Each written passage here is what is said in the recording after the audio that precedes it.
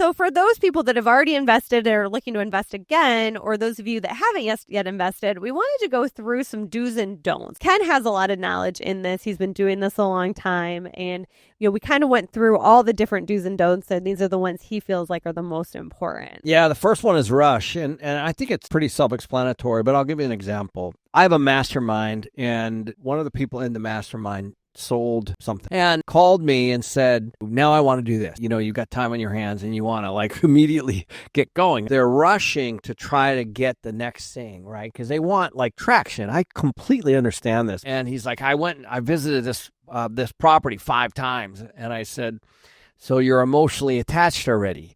Right. And I'm like, dude, it all boils down to math. Don't feel like there's a rush. Finding a good real estate deal can take months.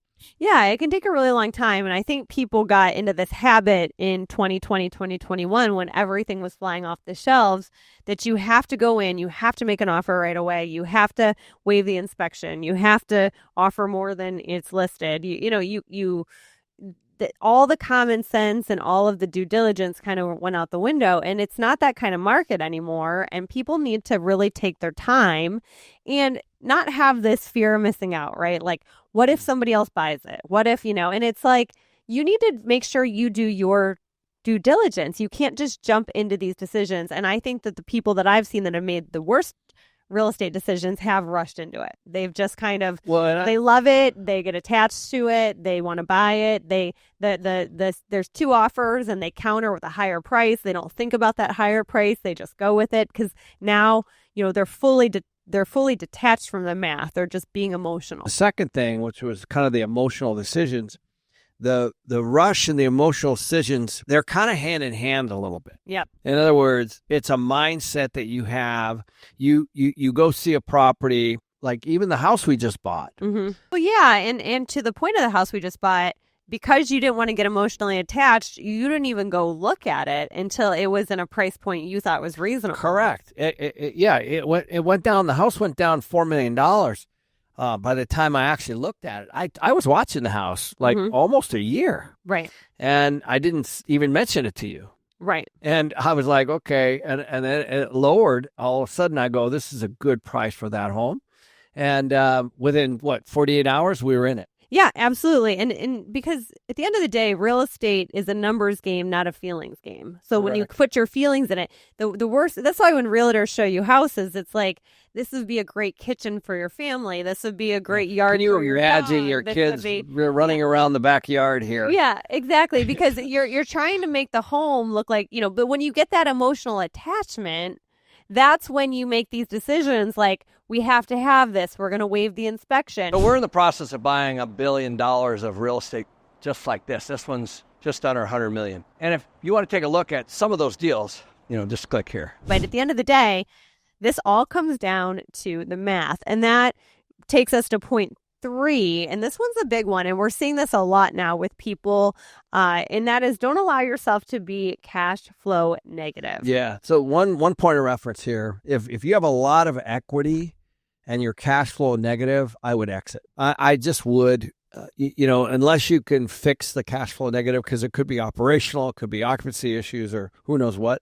But there's no reason to buy something where you're funding it. That isn't the point of real estate at all. No. The whole point is to cash flow, passive income, take advantage of all the tax benefits and all that kind of stuff, and have your tenant pay down the mortgage. The other one that we're seeing now is a lot of people are trying to figure out what to do with these Airbnbs because we've told you guys, never, ever, ever, ever, ever buy a real estate deal that only works on an Airbnb. It needs to also work if you have to break it down. Yeah, and we always said not to do that because that's going to put you in a bind because your long-term rental income is probably a half to a third of what your Airbnb income was. And that's why my one tenant's pulling out is because he wasn't making money any longer on the Airbnb. Luckily, I based the income on a long-term tenant, so it's fine. But a lot of you didn't do that. And now that that's softening, we're seeing a lot of those places up for sale. Be very careful as you're starting to take a look at these. You should look at all of them. Yeah. You really want to base it on long-term numbers. When you're going to look at an Airbnb, say, how much could I rent this for if I don't Airbnb it? and then I rent it just normally on a long-term lease, what would it rent for? And base your numbers on that. Then if you want to try to Airbnb it and you want to try to make more money, you can, but then you can also convert it back. So, yeah, and you guys always know, never ever buy anything, whether it's Airbnb or not, unless it cash flows. Last year's numbers are not this year's numbers. So I would not base my purchase price on those numbers. I would only base my purchase price on what I could rent it for long term right now. That's what you have to do, guys, because the rental market right now is also a little bit in flux because of, all kinds of migration things and all kinds of new supply and all that stuff. So we're going to talk about that a little bit more, but you want to base it with a little bit of vacancy, with a little bit of CapEx. Make sure your operating expenses are going to go up because they're certainly coming after you with insurance and property taxes and utilities and all that kind of stuff. Make sure all that's baked in and give yourself a little bit of breathing room because these things are supposed to be easy and positive. Don't forget to look at the HOA's financial. If there is an HOA, first of all, try to buy not in an HOA if you can. That's number one. But not all HOAs are bad. Mostly they're well-intended, but typically you don't have people that understand real estate. So let's chat about the HOA piece, though. So, we're in Arizona. It's hard to find, places that don't have HOAs. They're definitely out there, but they're hard to find. Florida's kind of the same way. But the one thing I've noticed is my HOA costs are going up quite a bit on most of my properties. And you really need to account for that in your cash flow, right? Like if you're cash flowing like a couple $100, I can tell you this year my HOA is going up $50 on my one HOA and $75 on my other HOA per month. So those are big increases when you have tight cash flow because their expenses have been going up. But then to Ken's point, you also need to make sure when you're buying something that the HOA is in good standing because there are places where HOAs that are in bad standing that you might be walking into a $10,000 assessment. There's plenty of those out there. Be careful, guys. I'm telling you. So the HOA financials are really, really important. But more importantly, the way you need to look at them. You need to understand the numbers. If you don't understand the numbers, ask somebody that can help you. Yes. I looked at the numbers on the HOA. The home, literally a home that we have now, I actually looked at all the numbers. I do every year. What do they have budgeted for each thing? And, they do a pretty decent job. But I can tell you, most are not run well. They're usually run by people who don't understand them. And of course, like anything, the last thing they want is for dues to increase because they're now the board that increases every single homeowner to pay more. And just like you talking about it now, you're not happy about it. No, not happy about it at all. So who wants to be that homeowner that oversees a board that increases all their neighbors? Nobody. Well, and here's the problem, too, is a lot of people ask their realtor how the HOA financials look, and your realtor, for the most part, is not going to know. So you really need to ask somebody that has that experience, anybody that's just look at the financials. Savvy. It's all there. It is, but you need to know what looks good and what looks bad and how much they have budgeted and if that's realistic. Another thing I like to do is talk to the neighbors, especially if you're in like a condo complex. And another thing too that you say about the HOAs that I found interesting is you don't like to invest in buildings that don't have a lot of units. So like if you had a 12-person building, you would veer away from that a little bit more than if it was like a 50. Yeah, you probably building. wouldn't have. Well, I'll just give you an example. You start to realize how all those common area costs are spread amongst 12 people. So the point is, you could actually add 50 more homes and have that exact same setup. So now it would be spread amongst 62 people, if that makes sense. So you just look at whatever the cost of, let's say, the parking lot and the pool house and all those things. Maybe that's $50,000 a year. Let's just say for the whole thing, all year. Well, over 12 people, it's one thing. Over 50 people, it's quite another. It's the exact same thing. Okay, so we talked about the top things you wouldn't do. So let's talk about what you should do. So you should educate yourself and have an investment strategy. There's no question. Like, again, guys, location, market, how you finance it. If you're a GP, LP, are you doing your deals? What are the fees? What are the rents? Are they going up? They going down? Are people moving into the market, out of the market? Yeah, and I think, when I was in BNI for my business, they always said you need an elevator pitch, right? I should be able to tell you in 30 seconds what I do and what you could, what I'm looking for. And for me, I think you should have that for real estate too. So if you were to ask me, Danille, what are you looking for? I would tell you, I am looking for the least expensive house in the most expensive area. Period. Yeah. That's easy. That's it. If a realtor were to ask me, if an investor were to ask me, if a friend were to ask me, that's what I want. And that's very easy to identify because, if you don't have a strategy and if you can't define what you're looking for, then how's a realtor going to find something for you? How are you going to get people to invest with you? You need to have a strategy. You can't just be open to investing in anything and everything. And also too, with your strategy, are you going to self-manage? Are you going to hire a property manager? Are you going to do short-term rentals, midterm rentals, long-term rentals? Like all those are different strategies that you have to know even before you start looking. Like I know with you, with your strategy with MC companies is you're always looking for opportunities to increase cash flow. So somebody asked you, what are you looking for in these buildings? Opportunities to increase cash flow. You're going to do it different ways with different buildings, but that is what you're looking for. The second do is you need to understand how to manage people and a property.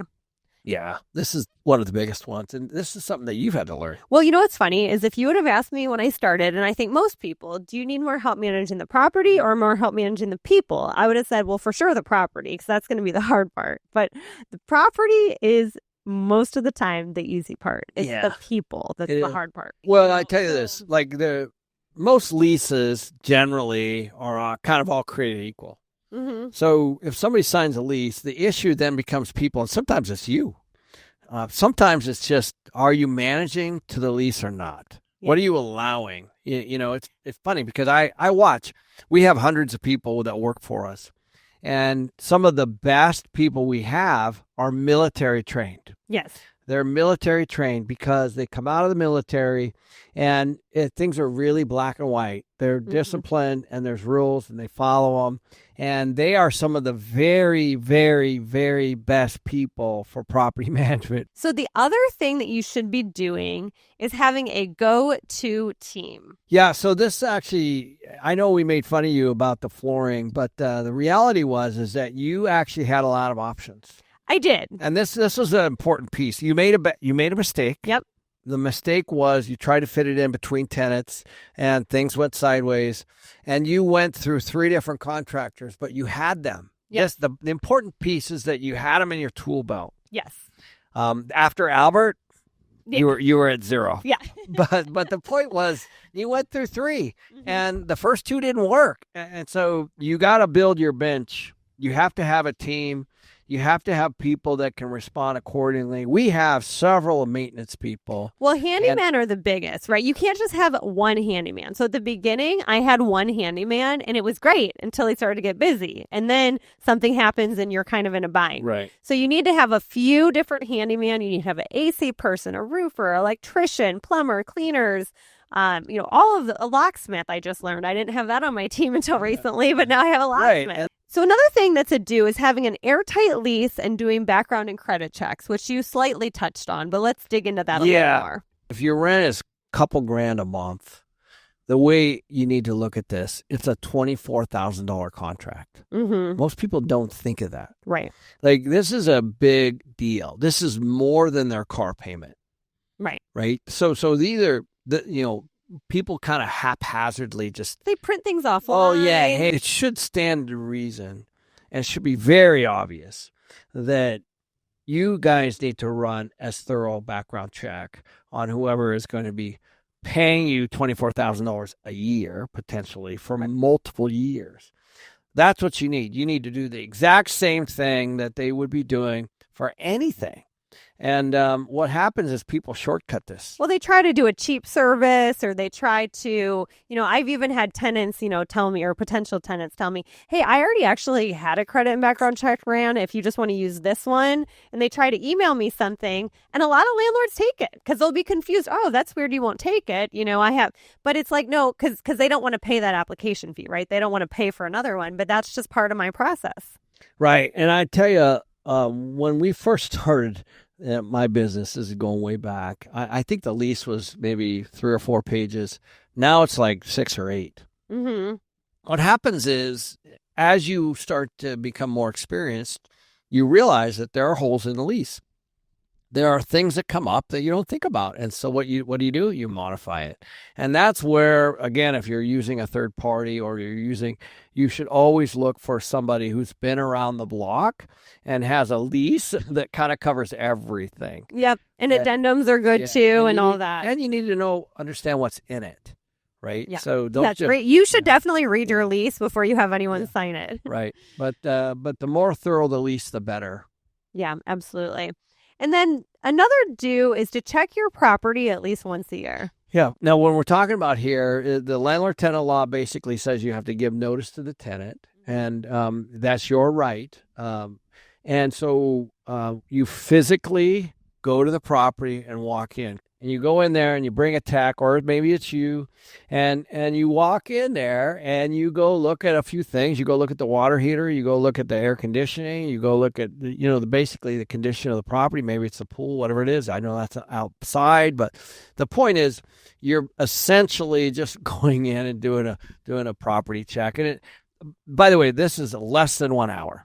You guys can do this in less than 1 hour. A year. If you want an in-depth understanding of multifamily investing in just 40 minutes, this next video is for you. My partner and I, Ross, just walked through one of our properties where we share actual tips and strategies that you can use yourself with how we buy and invest in real estate.